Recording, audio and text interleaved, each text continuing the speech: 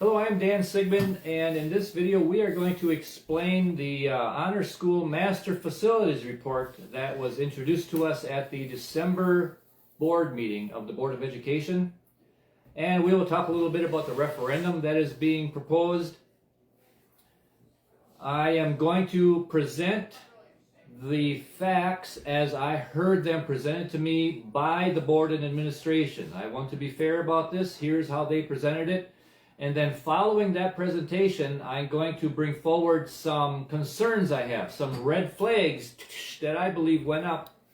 I was able to talk to the administrator. It was a good conversation. He answered all my questions satisfactorily. And after that, I was able to get a tour of both buildings with the building and ground supervisor. And they were just very welcoming and just wanted to do whatever they could to help me get the answers to the questions I was looking for. So in this video, I will explain that report about their plans for the school buildings and the referendum that is supposed to support that. And again, some concerns I have that we should be aware of. Fund 46 is the fund that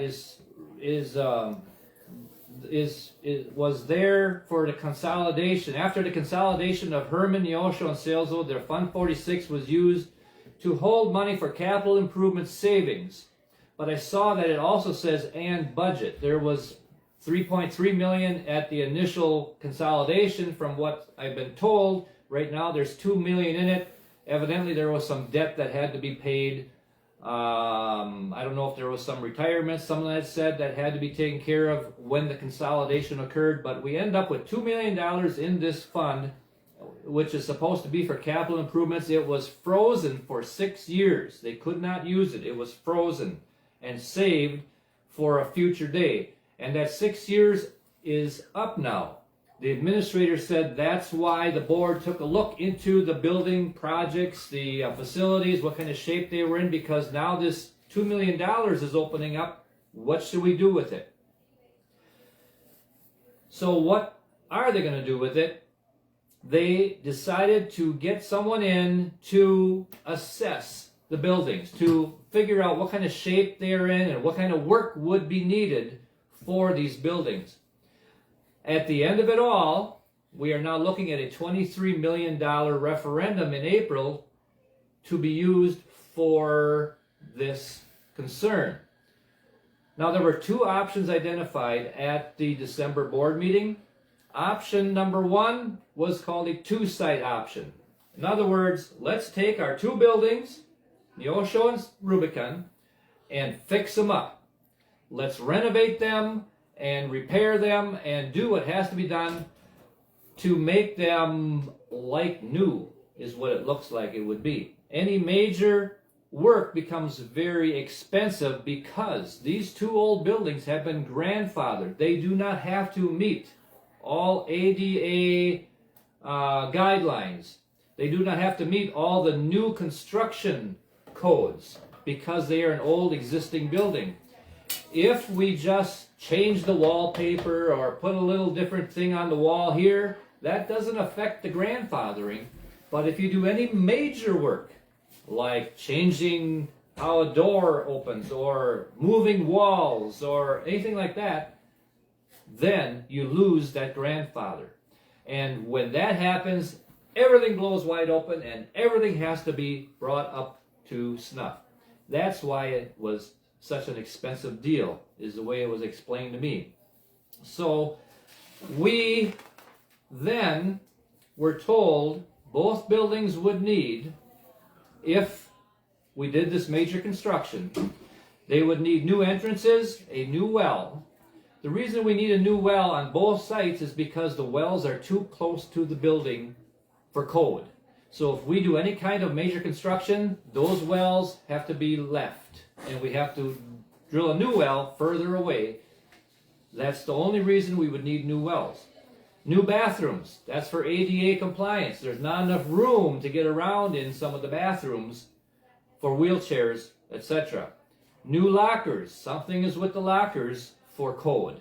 And new septic systems, I don't know the details on the septic systems. They are both working, but if there is major construction done, the septic systems, whether it's the lines that the septic lines that go to the holding tanks, or it's the holding tanks themselves, I don't know for sure, but there would need to be work on the septic systems to bring them all up to code.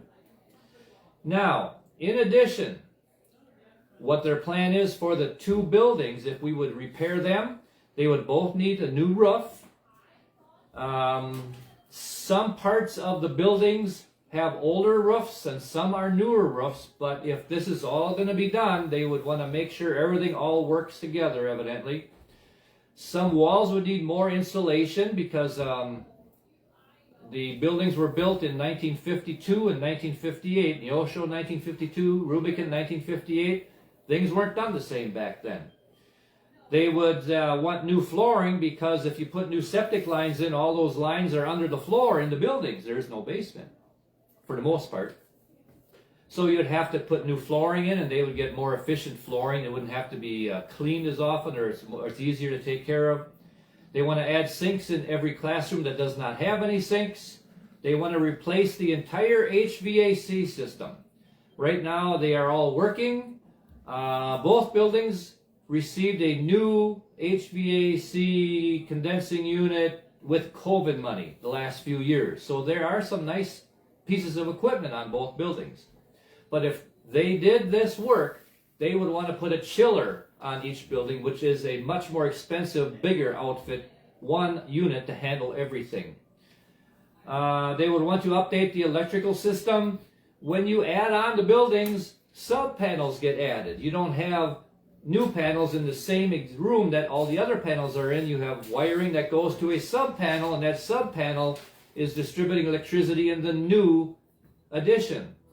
Well, they want to get rid of all those sub-panels then right away since they're doing all this work and put it into one.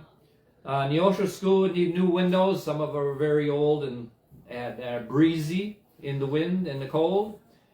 Let's see. They want to add seating to the gymnasium at the Rubicon School. And then there's other extra bells and whistles that they want to do. So in the end, they say, here's what this school needs according to the facility study for the next 20 years. If we look at the next 20 years, both buildings are going to need pretty much the same things, a little change here and there, but pretty much identical needs for both buildings. They're about the same age.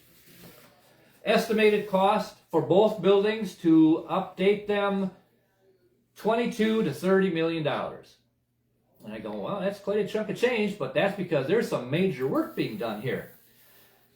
So then we end up with two brand spanking new schools. Question being, is this necessary? If you view two more videos in this website or on this Facebook page, it'll be me telling you what I found in each of the schools, so you can look at that later. But that was the option for two sites, and the work they wanted to do there, and the cost of it. According to HSR was the architectural firm who came in and said, here's what it needs, and then Kramer Brothers was the construction agency that said, here's what it's going to cost. Next option, let's not do two schools. Let's renovate one of the schools and build onto it and take all the students and bring them under one roof. And obviously, years ago, when there was a Herman School and a Salesville School and a Neosho School, grades K through 8 were under one roof. But when they did the consolidation, they had 1 through 4 in Neosho and 5 through 8 up here in Rubicon. So that idea for renovating with new construction was the next option, and then they decided to work on the Salesville School, the Rubicon School, and sell the Neosho School when it was done.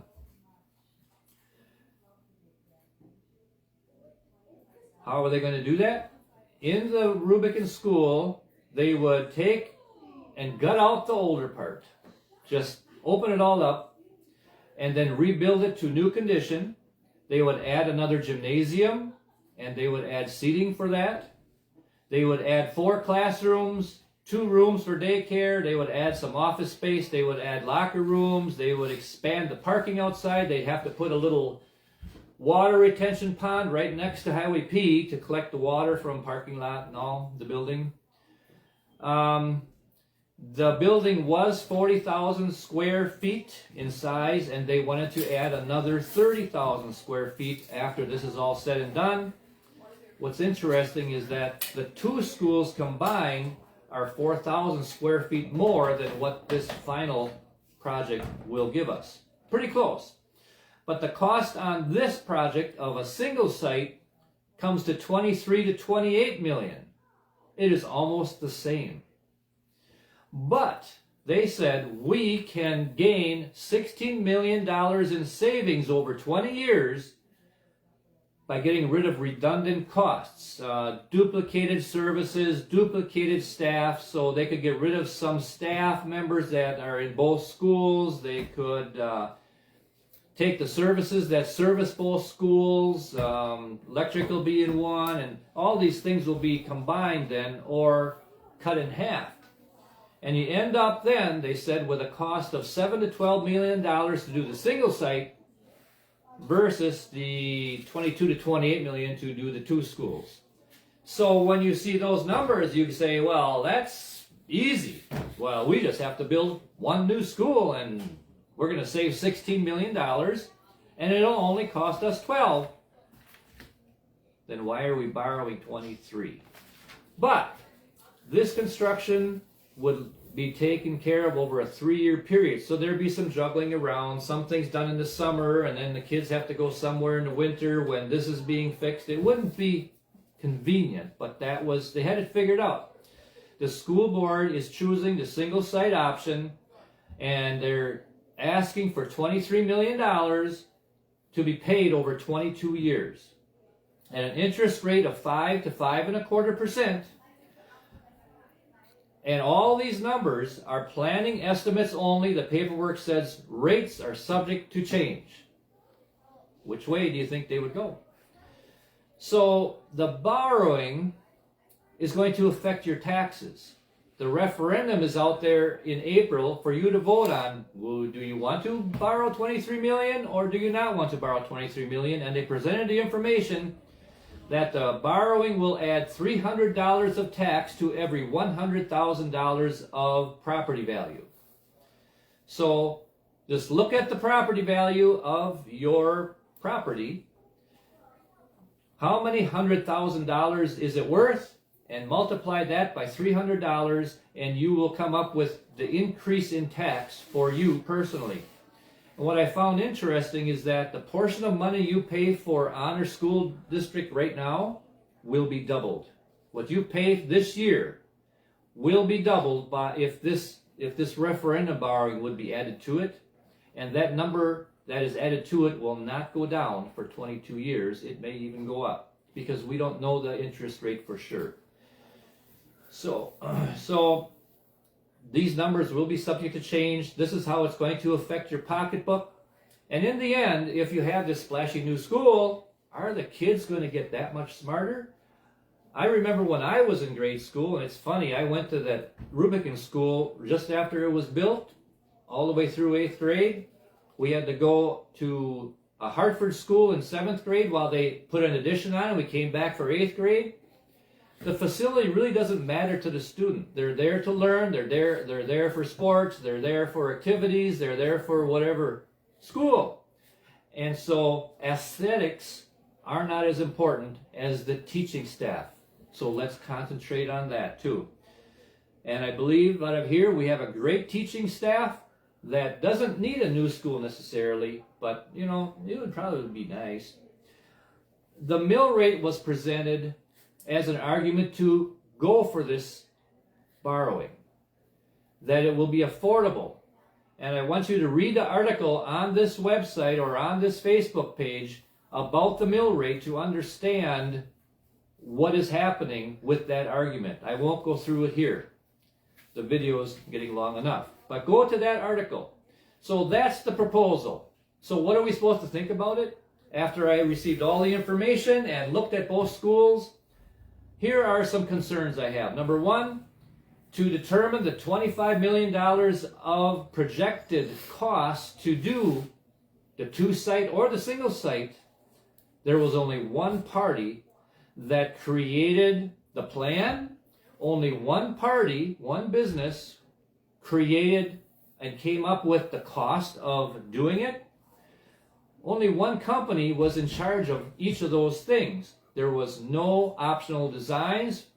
There was no checks and balances as if, well, no, that probably isn't right, or maybe we should look at this a little more. It was only one business that came up with those numbers. The $16 million in savings was figured by one person only. So we have no checks and balances, and I'm concerned with that. We need to have more than one entity coming up with this kind of big money. I know that any business, small or medium-sized business, that suddenly wants to borrow $23 million, I think would have to have done a lot more homework before they come and say, okay, let's do it. It concerns me.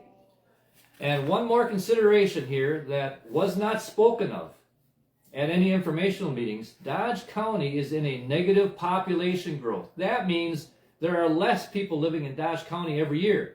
Both schools are for Dodge County students. So we're going to build 1 or 2 new schools for less children, very possibly for less children over the coming years. That's why consolidation had to happen in the first place 6 years ago. Schools in their individual capacity were not able to keep the doors open because it wasn't sustainable. They were losing student capacity, student enrollment numbers. That trend has not reversed itself yet. In fact, in Rubicon, there were 2 more subdivisions that were planned that never took place. That's why the Rubicon School was added onto in the year 2000 in the first place, to make room for all these children in the new subdivisions coming into town. But they never happened. So that trend is not reversed. So what is the answer here? I want you to think about all this. I believe personally we needed some more options. There should have been 2 options for the single site. There should have been 2 options for the two-site process. And they should have had different costs associated with it. The buildings are solid. That I will say in this video. They're not junk. Neosho has been neglected. I will say that also. It has some maintenance required, more so than the Rubicon School, but it is not junk. And after looking at both buildings and looking at all the facts, I myself think that this decision is a little hasty, that we have fast-tracked it, and we have to say, slow down. And I myself want you to think about that also. Our economy is not booming right now out there. There's a lot of questions. Do we want to be taxed double for this honor school district for the next 22 years and shell out $38 million for something right now? Think about that, and we will keep in touch with further videos. Have a good day.